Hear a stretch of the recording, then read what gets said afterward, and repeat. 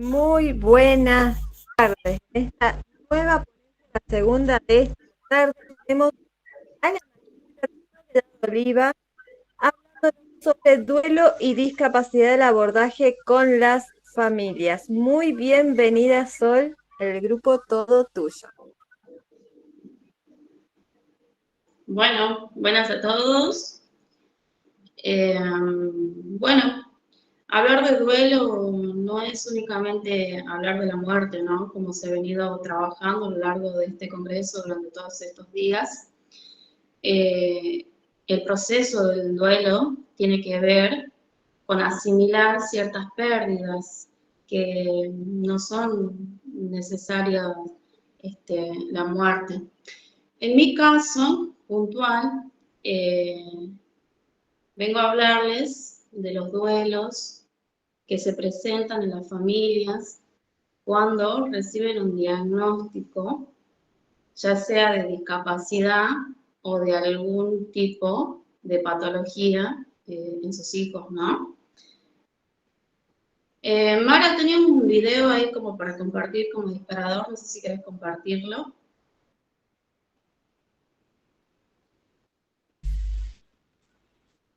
¿Cuál sería? El más largo. A ver, ahí lo encontré. Bien.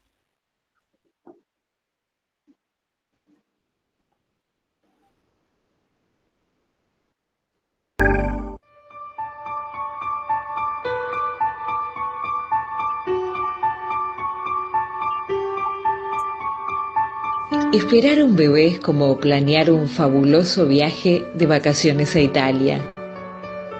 Compras muchas guías de turismo y haces unos planes maravillosos. El Coliseo, el David de Miguel Ángel, las góndolas de Venecia. También puedes aprender algunas frases en italiano. Todo es instante. Después de meses de preparación, finalmente llega el día. Haces las maletas y estás nervioso. Algunas horas después, en el avión, la azafata dice: "Bienvenidos a Holanda". ¿Holanda?, preguntas. ¿Cómo que Holanda? Yo pagué para ir a Italia. Toda mi vida he soñado con ir a Italia. Sin embargo, ha habido un cambio en el plan de vuelo. El avión ha aterrizado en Holanda y ahí te tienes que quedar. Así que tienes que salir y comprar nuevas guías de turismo. Incluso tendrás que aprender un idioma nuevo. Lo importante es que no te han llevado a un lugar horrible. Se trata simplemente de un lugar diferente. Es más lento y menos deslumbrante que Italia. Pero después de pasar allí algún tiempo y de recuperar la respiración, empiezas a mirar a tu alrededor y te das cuenta de que Holanda tiene molinos de viento, tulipanes, incluso Rembrandts. Pero todos tus conocidos están ocupados yendo y viniendo de Italia, presumiendo de los días maravillosos que han pasado. Y durante el resto de tu vida te dirás: sí, ahí es donde se suponía que iba yo. Eso es lo que yo había planeado. Este dolor no desaparecerá nunca, porque la pérdida de este sueño es una pérdida muy significativa. Pero si malgastas tu vida lamentando no haber ido a Italia, nunca podrás ser libre para disfrutar de lo que es especial, las cosas encantadoras que te ofrece Holanda.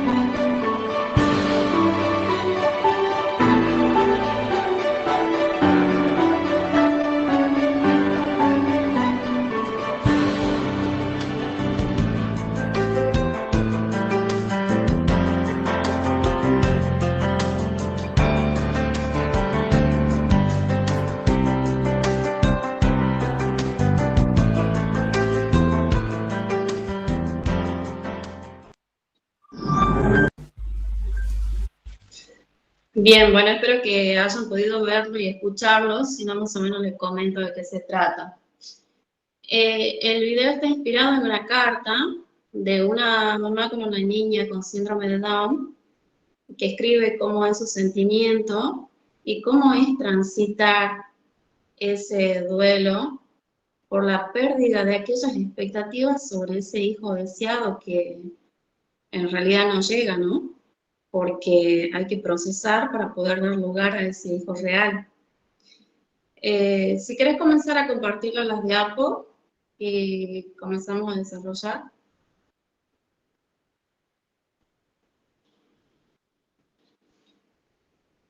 Cuando una mujer está embarazada, ya sea porque lo ha buscado, porque ha llegado sin previo aviso, pero ante un embarazo, toda la familia está revolucionada, ¿no?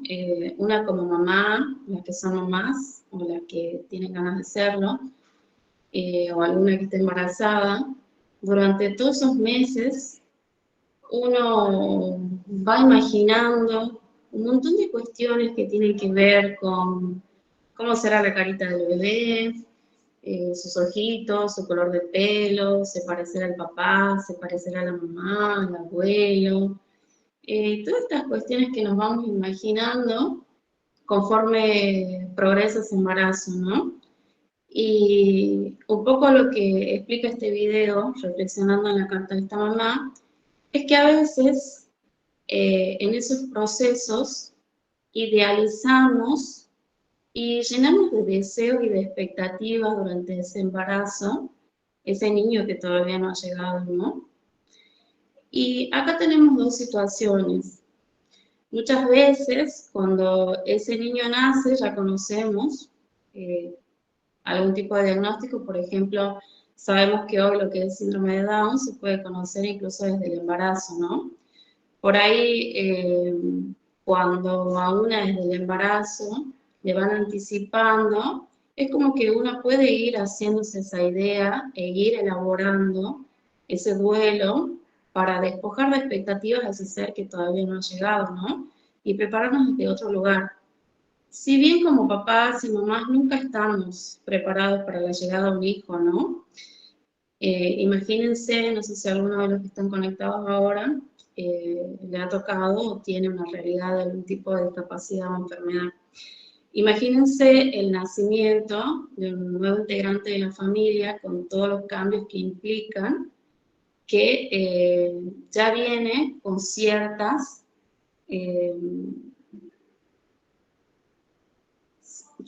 condiciones, porque en realidad no me gusta demasiado la palabra discapacidad, porque si les pregunto cómo definimos la normalidad, tampoco creo que ninguno de los que estamos acá entraríamos dentro de él, ¿no?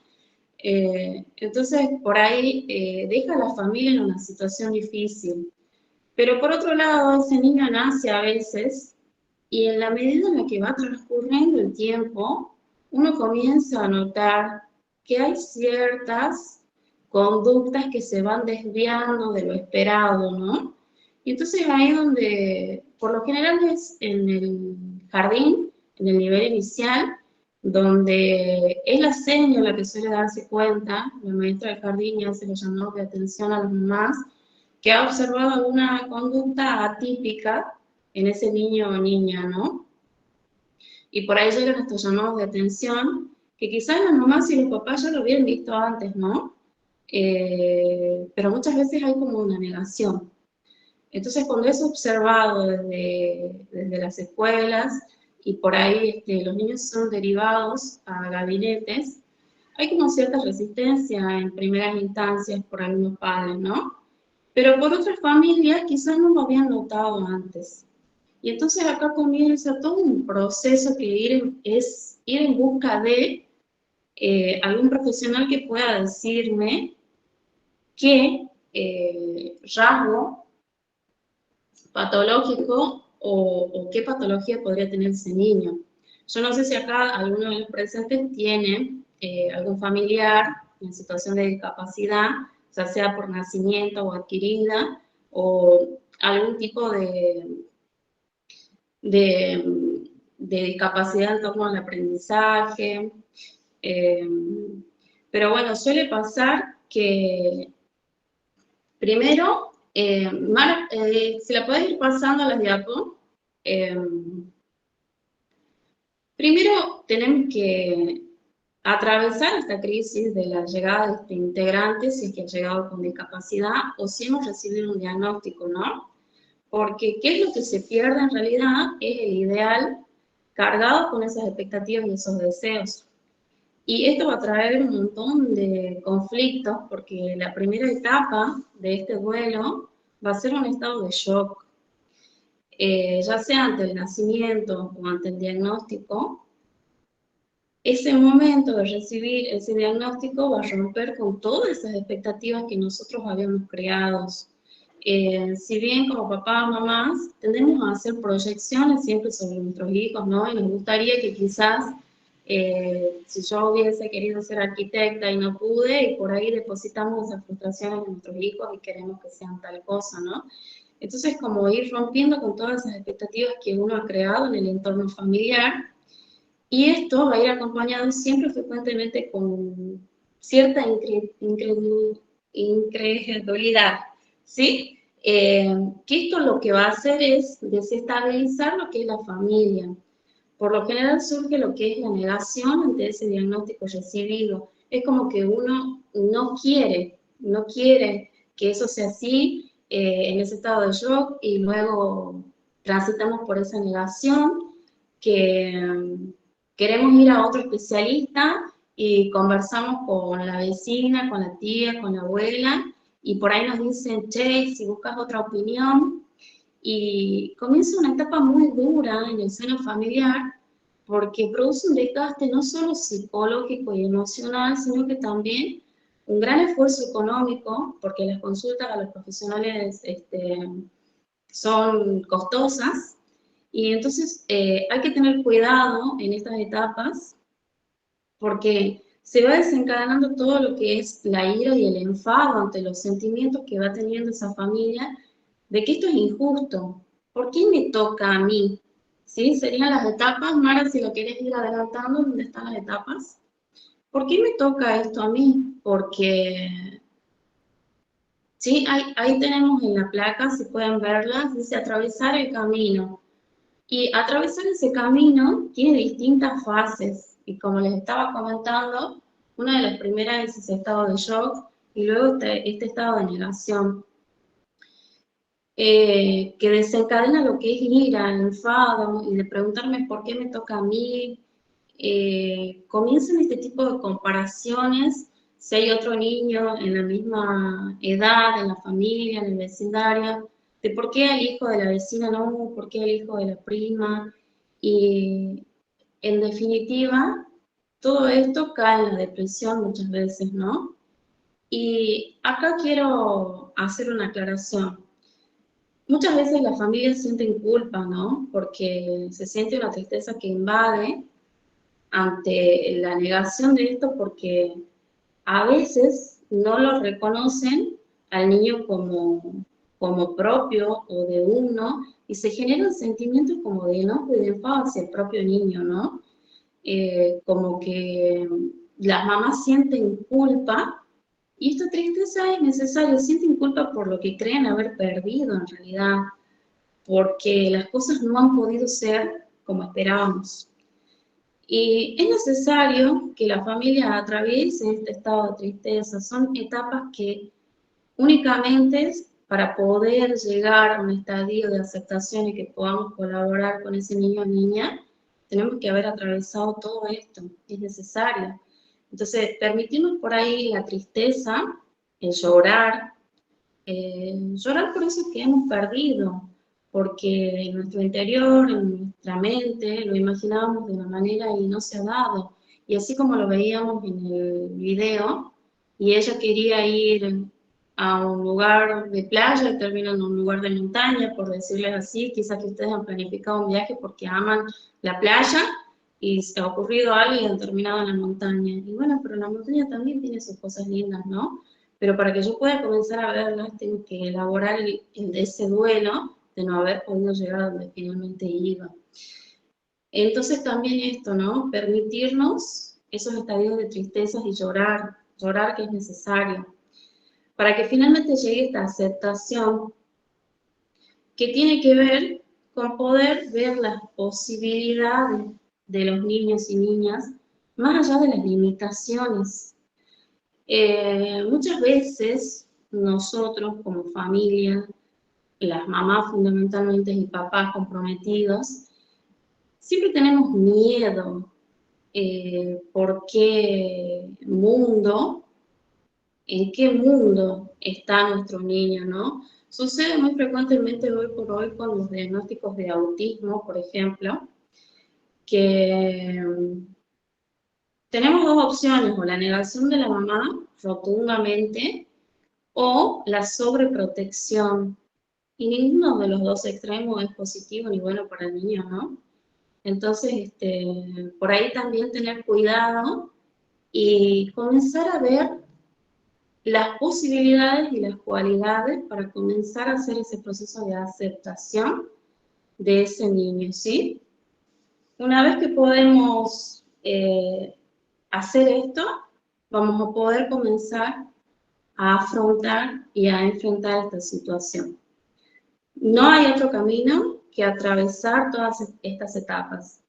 Lamentablemente, hay gente que no logra llegar a la etapa de aceptación.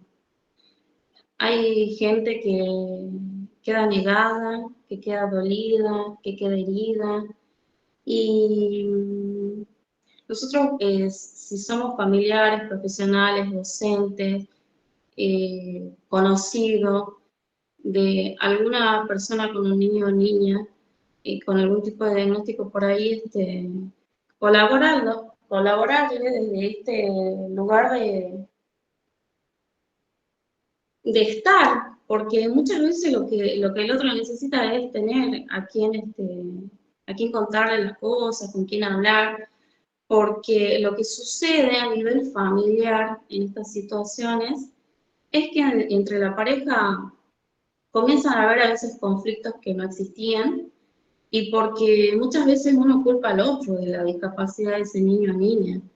A veces la mamá se siente culpable porque cree que ella algo hizo mal, o el papá, o uno le echa la culpa al otro.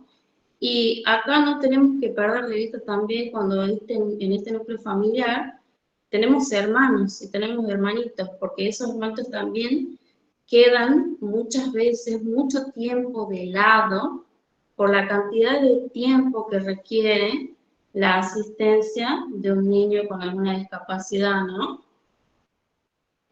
Por otro lado, cuando ese niño es un hijo único también, la tendencia en las familias a pensar en darles a ese niño o niña un hermano, porque los papás tienen este pensamiento de que qué va a hacer de mi hijo cuando yo no esté. Entonces sienten la necesidad de darle ese hermano que ya viene como, si se quiere, con una carga emocional muy grande, que ya sería como quedarse a cargo de este hermano en algún momento. Y acá también viene el miedo de la misma familia de que si tengo otro hijo, van a ser bajo las mismas condiciones, ¿no? Entonces hay como muchas cuestiones muy profundas que tocan lo emocional en las familias, que logran desestabilizar todo.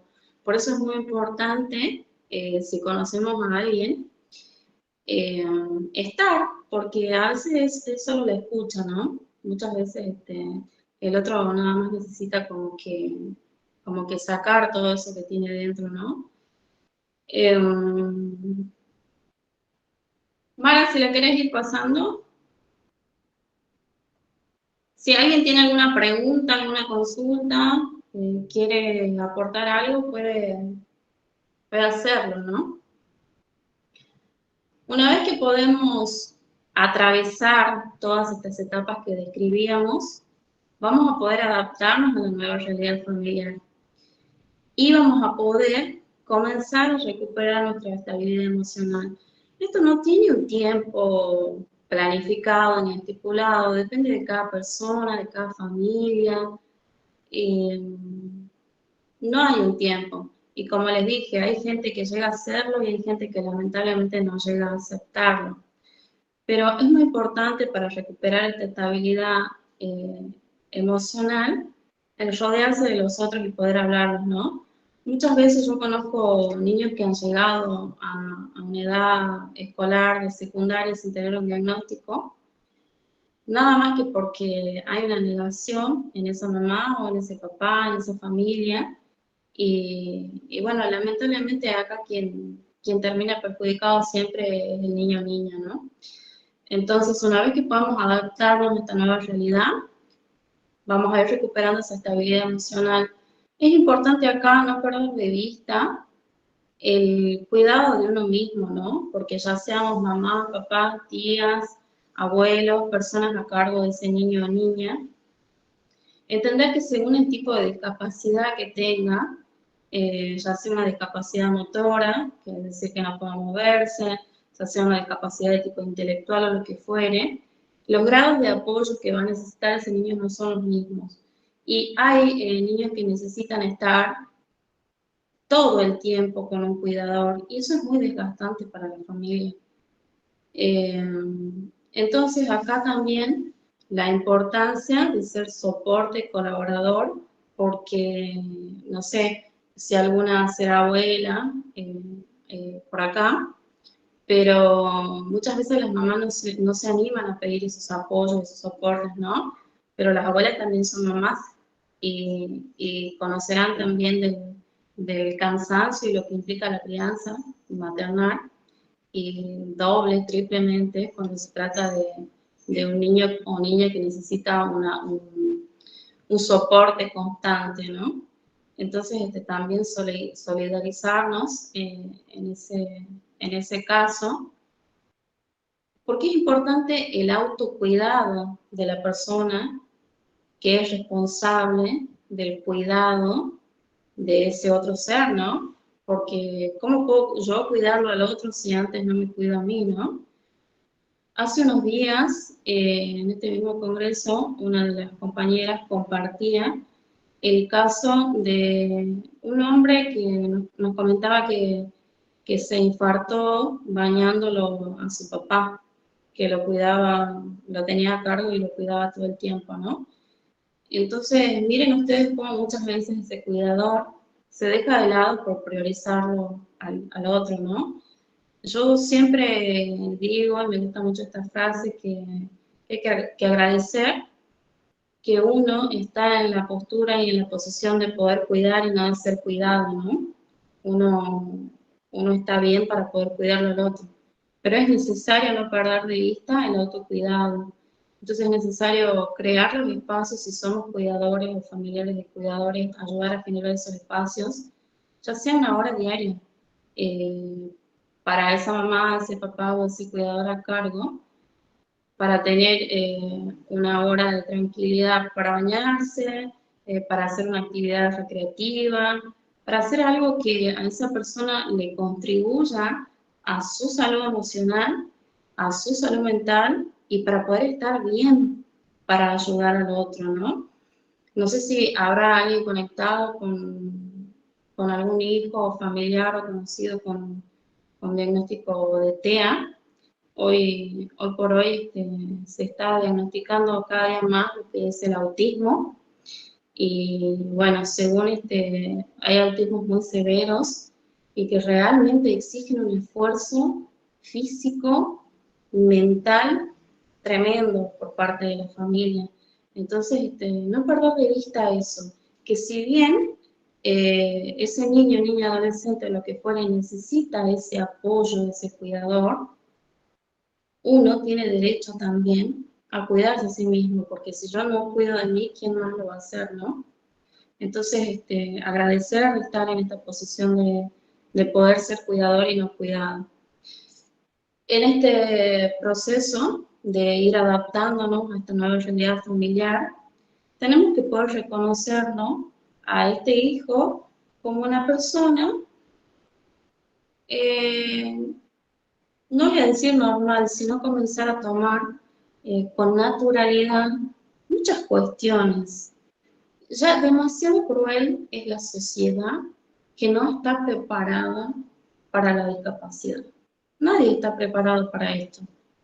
Pero imagínense que ya demasiado cruel es el entorno, desde que el salir a la calle con una silla de rueda, todavía nos incomoda, ¿no?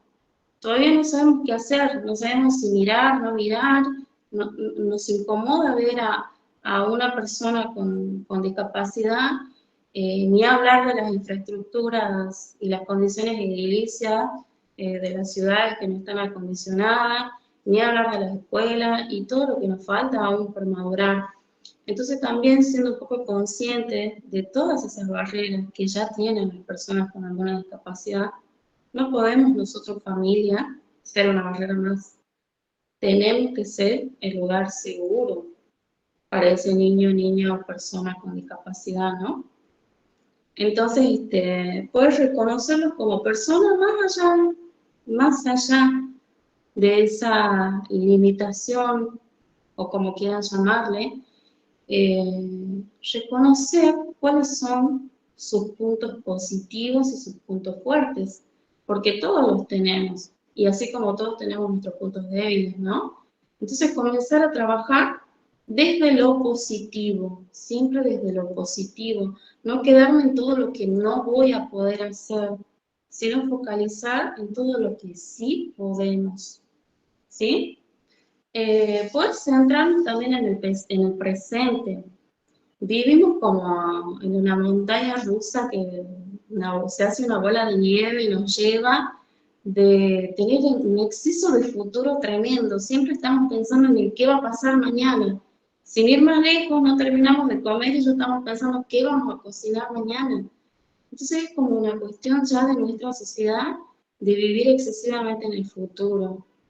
No sabemos. Entonces en estas cuestiones hay que vivir en el día a día.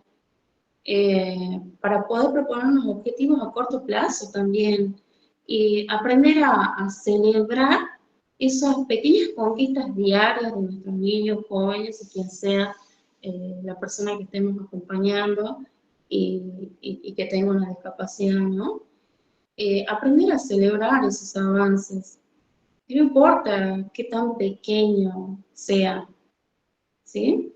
Entonces también reconocer todo eso positivo ayuda un montón a acudir a personas que estén pasando por la misma situación. Hoy por hoy esto de la virtualidad, las redes sociales, existen grupos de Facebook, existen grupos de Instagram y un montón de cuestiones en las redes sociales que tienen que ver con esto de hacer una comunidad de gente que se encuentra en la misma situación tuya y que te entiende mejor que nadie, porque quizás vos podés contarle a un amigo lo que te está pasando, ¿no? Pero no lo vive en carne propia. Entonces solo el que le toca cerca y vivirlo realmente entiende lo dificultoso que es a nivel físico y emocional. Exige realmente el 100% de nosotros.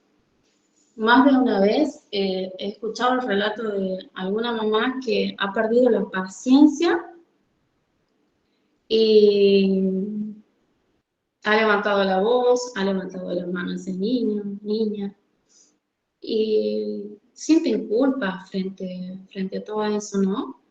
Pero nosotros no somos quien para juzgar esas situaciones.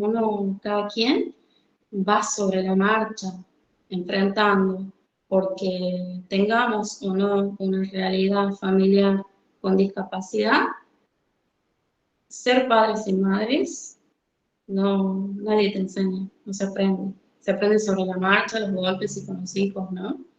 Entonces no vamos a estudiar, ni escolarizarnos para maternar.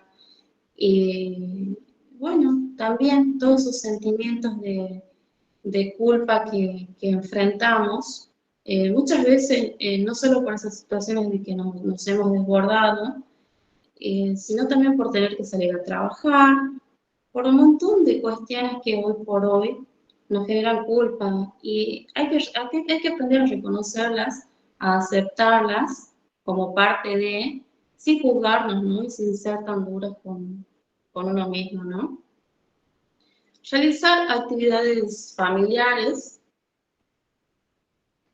Realizar actividades familiares ayuda un montón cuando hay hermanos porque cuando ha llegado un nuevo ser a la familia con una discapacidad y ya había hermanos anteriores, también es como que estos niños se sienten dejados de lado, ¿no?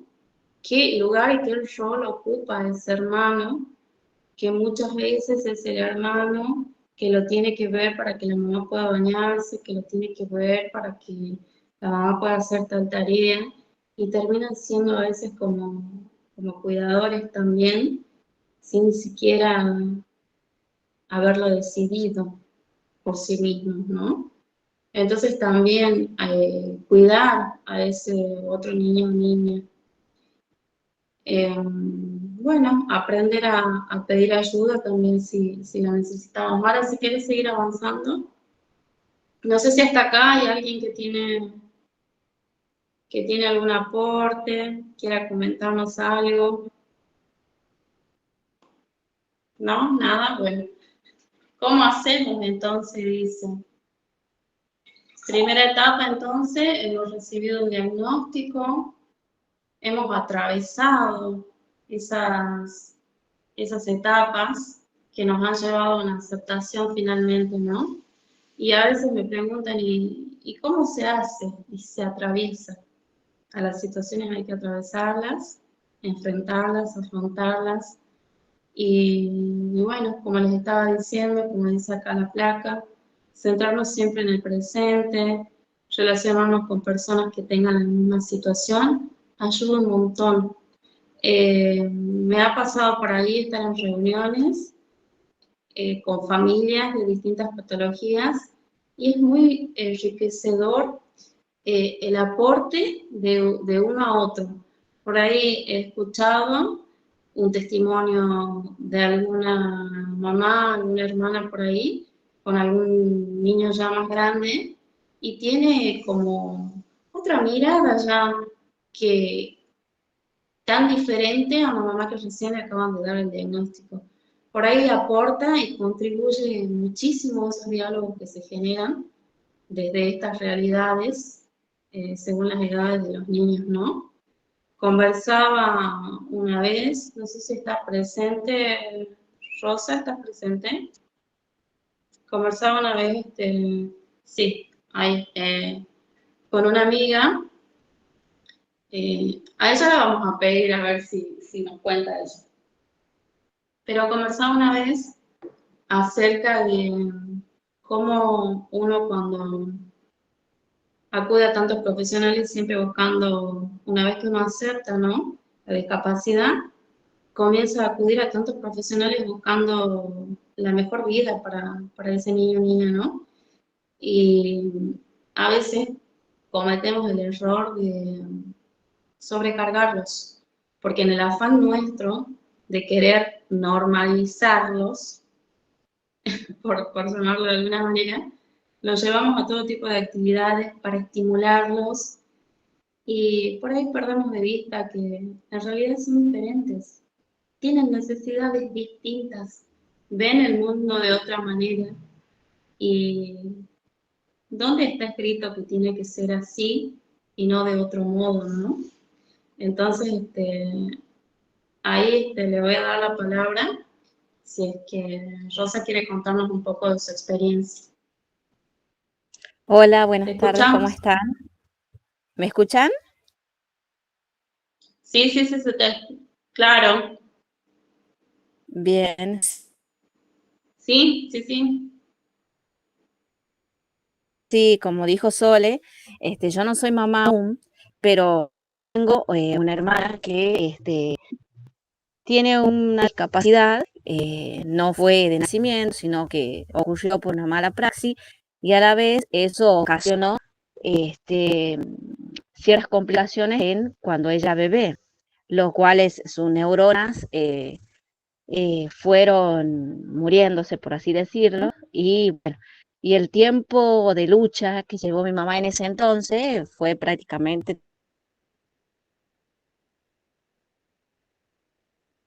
de 7 años, entre hospitales y otras cosas, pero en fin, en cabo, pero sí hemos tenido varias etapas que teníamos que enfrentar, decir otra cosa más, o sea, sumarle a lo que ya tenía otra cosa más y otra cosa más, Eh, y bueno, ir ayudándola a medida que nos íbamos enterando de un nuevo diagnóstico o de un nuevo trastorno, ahora por así decirlo, a esta altura de la vida, eh, y aceptarlo. Es como decía Soles, nosotros en un principio a ella la tratábamos como una chica normal.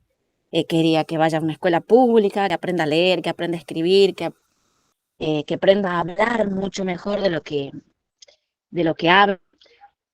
La sobrehemos cargado de un montón de cosas con tal de querer, bueno, que el día de mañana, como uno dice, el querer ser alguien en la vida. Hasta que siempre hay algo que te hace un clic eh, y te dice, pero ¿por qué tiene que ser alguien si ya es alguien? Ya es una persona que piensa, razona a su tiempo, a su medida, con sus autoestima, con sus valores eh, y con su propio ser.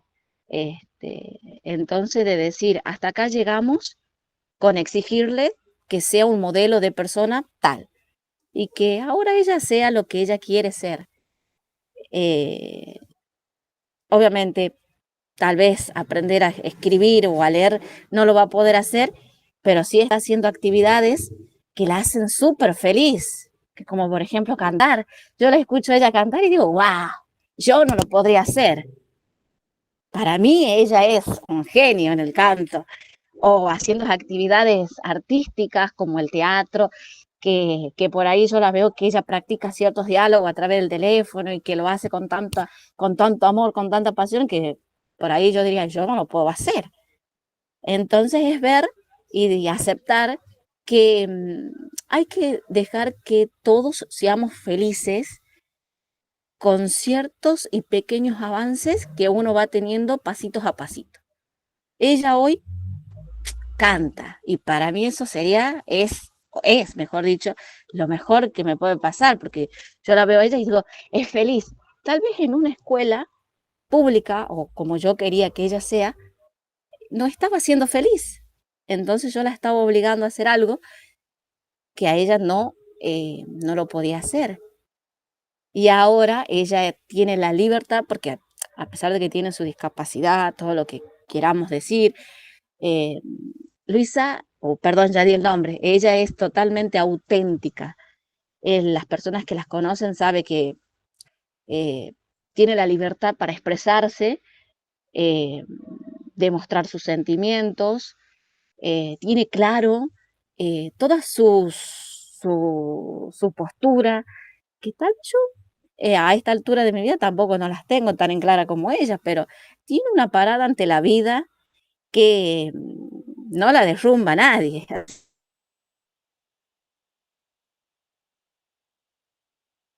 Ya metió primera y se va con el canto y se va. O sea, y por ahí yo escucho a papás que, pero va a poder hacer otras cosas que te llenan de orgullo. Dejemos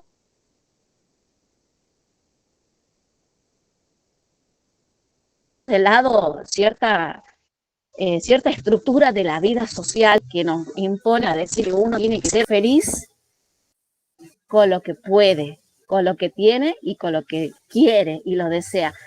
Ella siempre quiso cantar y bueno, tal vez para mí en ese momento no era tan importante y ahora me doy cuenta que el canto, el arte, la música o todo lo que respecta a lo artístico, ella la hace feliz.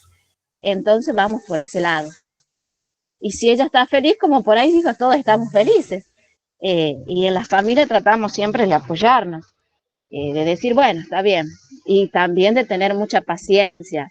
Escuchaba a Sole que decía este, que una mamá se enojó, levantó la...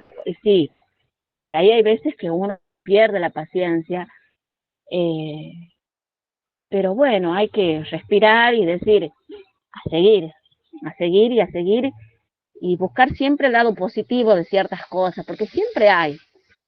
Uno se derrumba, pero se puede levantar y seguir.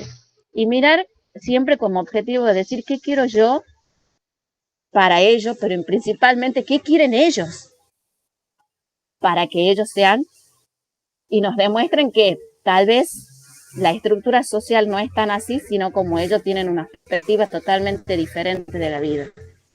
No sé, es lo que siempre por ahí les comento a mis amigas o a alguien. Les digo, bueno, pero pregúntale qué quiere ser, qué quiere él, qué le gusta. Hay que dejarlos ser así, hay que dejarlos ser para que ellos puedan crecer. Y a la vez también nos enseñan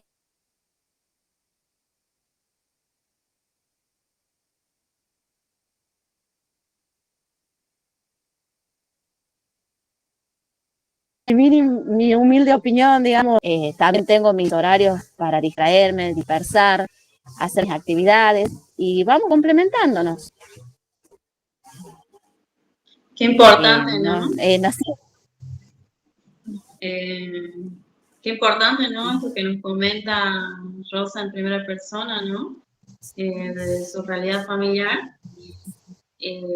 Pero ¿cuántos años han pasado, han logrado transcurrir hasta que uno llega a esta aceptación y a esta nueva situación de entender, poder comprender que el otro es otro y que dejar de lado las expectativas de uno, priorizándolas a las de ellos, nos genera felicidad, ¿no?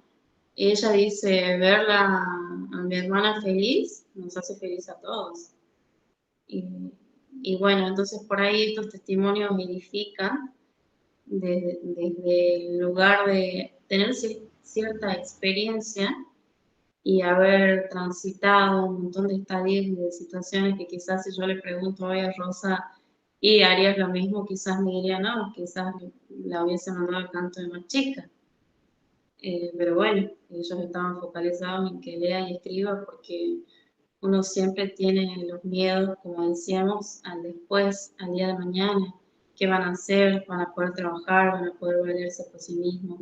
Y entonces en el afán de querer lo mejor para ellos también uno comete estos errores de no escucharlos y no preguntarles qué querés, qué te gusta. Entonces también esto, ¿no? Esta frase, mientras les enseñamos a nuestros hijos cómo vivir, ellos nos van enseñando de qué se trata en realidad la vida, ¿no? Quiero compartirles un video muy cortito que es un fragmento de una película, Temple, Grandin, no sé si la conocerán. Se doctoró en ciencias de los animales, es conferencista, tiene un nivel severo de autismo y se ha dedicado a dar conferencias y escribir libros acerca del autismo. Mara, ¿puedes compartirlo? Hola, se me corta un rato el internet, por eso no sé si me quisiste preguntar algo sobre. No, tranqui, Rosa, gracias.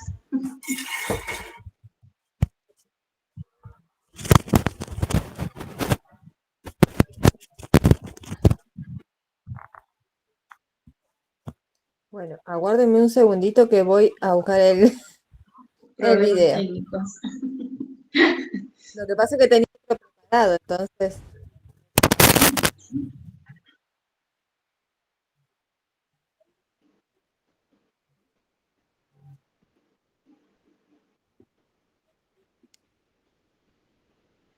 Well, I'm not cured.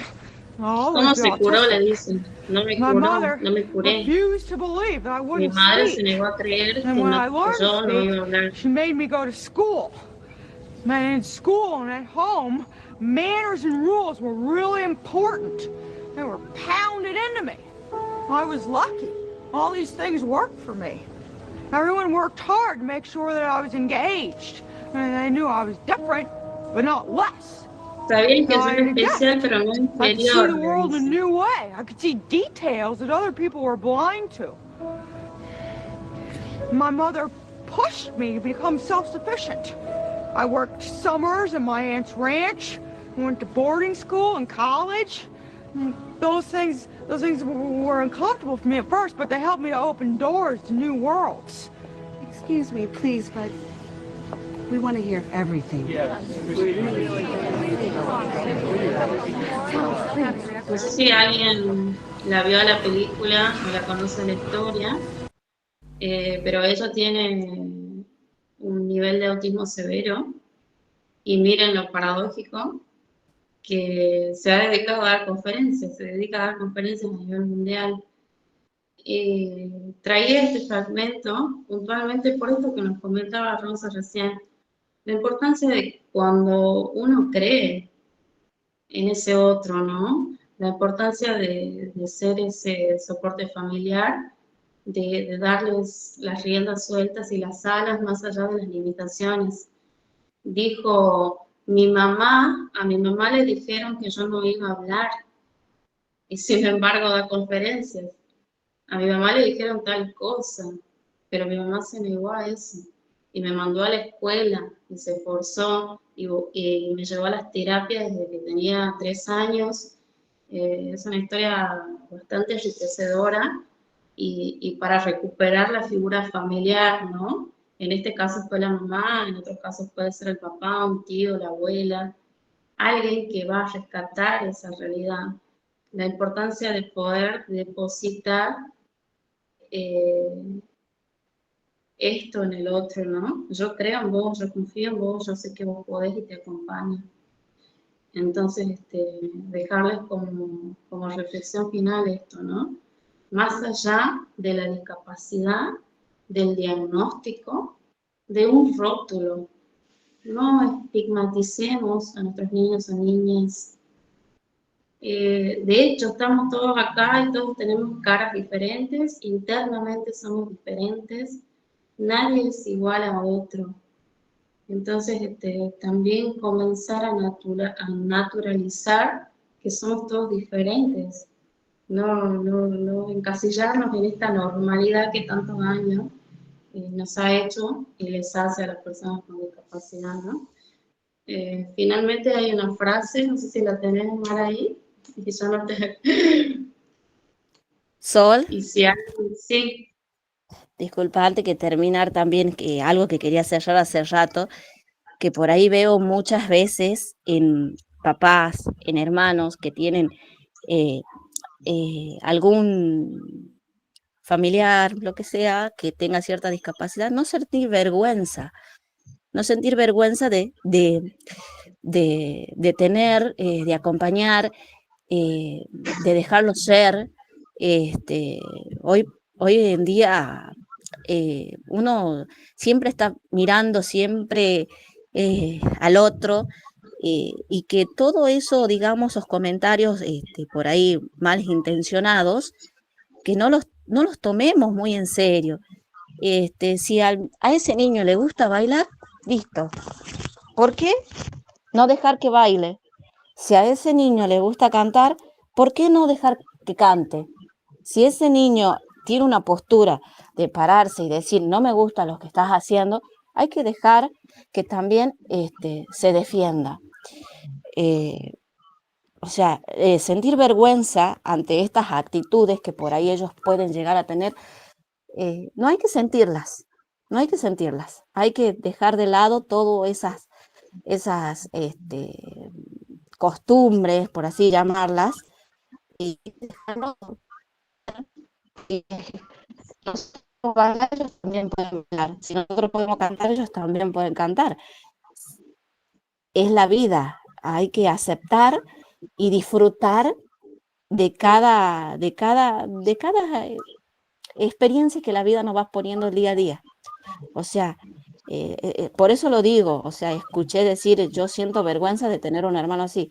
Yo, la verdad, siento un orgullo inmenso de tener una hermana que hoy se puede parar, que puede cantar, que puede decir las cosas que no le gusta especialmente, y no tiene filtro para decir, no me caes bien, esto no me gusta, y bueno, es ella, se defiende de su manera, hay que respetar como todos nos respetamos.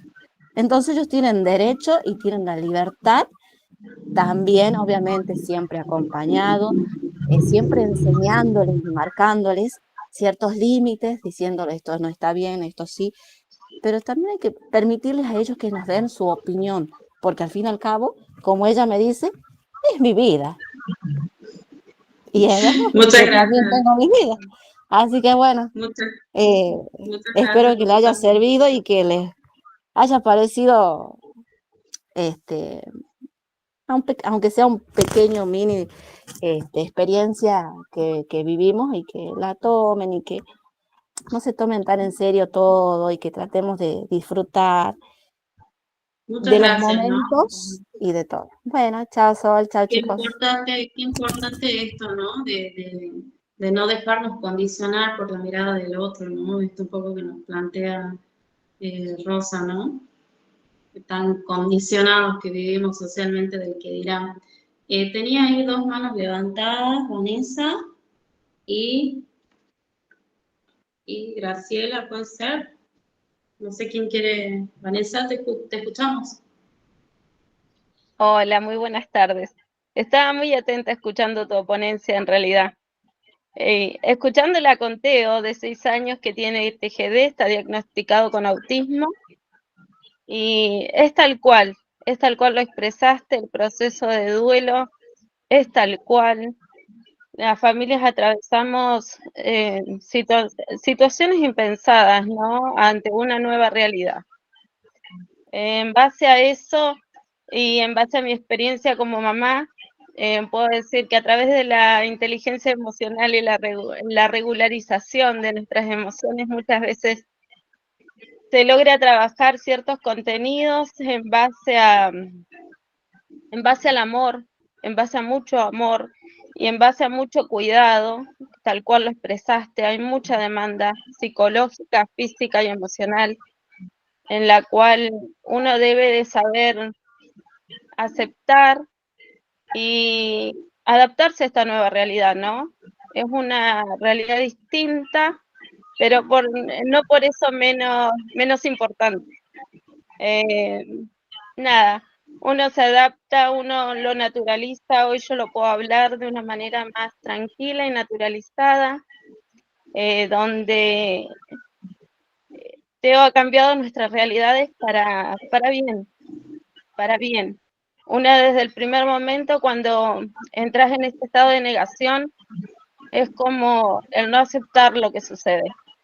Después, con el tiempo, te vas dando cuenta de que todo sucede por algo. Si no, yo no estaría en este momento hablando con ustedes y tomando esta ponencia. Eh, Así de esta forma, es que Él nos ha cambiado literalmente al 100% nuestras vidas. Y para bien.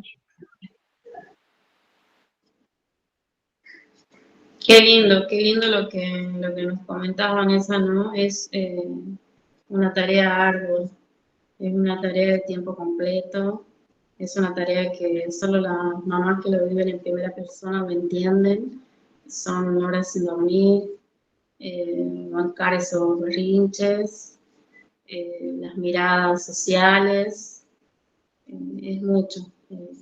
Qué Hay, valiente y gracias por tu aporte y esto de maternar desde el amor, ¿no? sí, una materna desde el amor más profundo. Había una mano levantada también, no sé, Gracias. no sé quién más quería hacernos un aporte, te escuchamos. Hola, ¿qué tal? Mi nombre es Graciela. Más que nada, yo nunca tuve parientes con, o sea, ni con autismo, ni con discapacidad, pero yo quería preguntar, porque lo que más me resonaba esto de la vergüenza, quería saber qué tiene que ver con la cultura, con eso de la mirada, más que nada para si en algún momento yo tengo que trabajar con alguien, quisiera saber, o sea, cómo abordar en ese momento, ¿no? Porque entiendo de lo delicado que es, y eso es lo que quería saber, porque me llamó mucho la atención esto de la vergüenza, si tiene que ver con esto de la cultura, eso, no sé si si me puedes entender. ¿Te referís a la vergüenza que por ahí sienten las familias frente a tener alguien con discapacidad en la familia? Claro, viste que Rosa decía, yo me siento tan contenta, tan Sí, sí, sí, orgullosa, pero sí, otras personas no. sí. Entonces, de repente por ahí me llega a tocar a mí tener que trabajar con alguien. Yo soy de las personas que, o sea, tengo hijos y los he criado de forma como cada uno en su, o sea, respetándolos de su manera. Y yo he sido, o sea, he sido también, en cierta manera, también eso de que no hagas esto porque eso no se hace o porque lo de afuera, pero llegado su momento cuando mi hijo tenía que hacer algo, qué sé yo, no sé, por ejemplo, ¿no? Parece tonto, pero yo me daba cuenta que mi hijo se tiraba gases, ¿no? Y yo un día le digo, no se hace. Y como una semana lo tuve así, y cuando yo vi que le hizo mal, yo dije, no, a mí, mira, hijo, tírate todos los gases que quieras. ¿Ve? Una cosa así, como decir, bueno, haz lo que tengas que hacer porque la verdad que para que te sientas mal, prefiero que seas feliz y bueno, entonces una forma de decir, entonces quería pensar, o eso es lo que me llamó la atención, esto de que ¿por qué la persona no lo puede? Bueno, sí, ahora hablándolo me voy dando cuenta que esto de la negación, ¿no? Que decía Vanessa, que se ve Sí, que... en realidad, mira, te comento algo cortito. Eh, Tiene que ver un poco con el grado de aceptación que uno tiene en este proceso de duelo, ¿no? Cuando uno ha logrado transitar exitosamente todas las etapas y ha llegado a esta nueva realidad, una vez que aceptó su nueva realidad y puede abordarlo desde otro lugar, piensa como Vanessa y piensa como Rosa. Lo miran con distancia porque ya hicieron un proceso de... Entonces, te cuento un caso puntual. Hace 3 años, un papá vino a verme para comentarme que tenía un nene que había nacido con síndrome de Down. El nene ya tenía 7 meses y aún no estaba acudiendo a ningún tipo de terapia, ni tenía ningún tipo de apoyo ni colaboración. Y este señor estaba sufriendo mucho porque había tenido que sacar una licencia de su trabajo para cuidar a este niño exclusivamente. Se preguntarán dónde estaba la mamá. La mamá estaba deprimida. Esa mamá no sabía que ese niño venía con síndrome de Down. Nació en un contexto de total naturalidad y a medida que este niño comenzó a crecer, comenzaron a notar algunos rasgos y algunos patrones que no se ajustaban o no se correspondían con lo que uno espera, ¿no? Entonces ahí comenzó recién esta indagación y también se le veían como ciertos rasgos característicos, ¿no? Entonces, cuando finalmente ellos saben que el niño tiene síndrome de Down, la mamá tenía tanta vergüenza que no lo sacaba ni a la vereda. Y les estoy diciendo a la mamá, ¿no?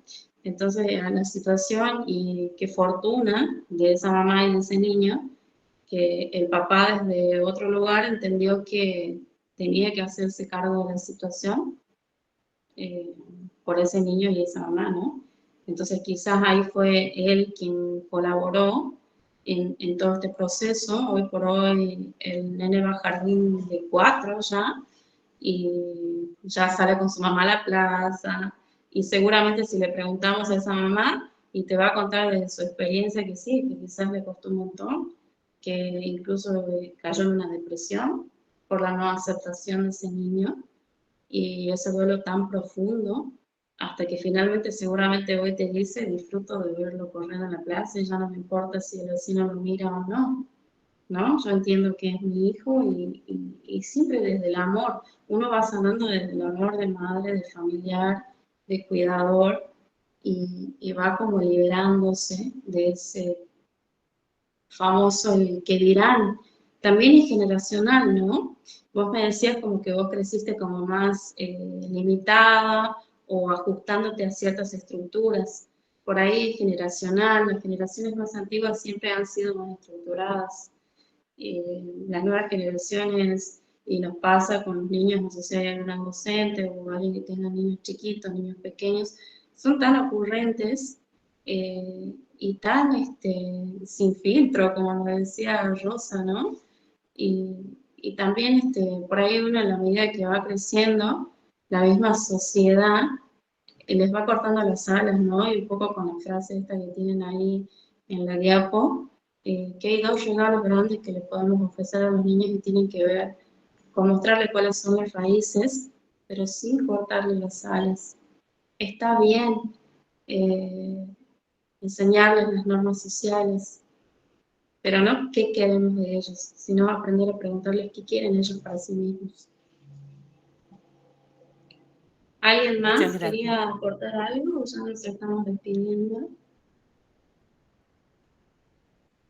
Bueno, ahí tienen mi número de contacto por cualquier duda. Si es que están en el grupo, la diapo y el material les va a ser compartido. Y bueno, les agradezco esta horita que hemos compartido. Y cualquier duda, a disposición. Gracias Mara, gracias a la academia. Mañana estaremos a las 6 de la tarde finalizando, Dios mediante, este congreso y estaremos todos los disertantes que han transcurrido desde el día domingo, un montón.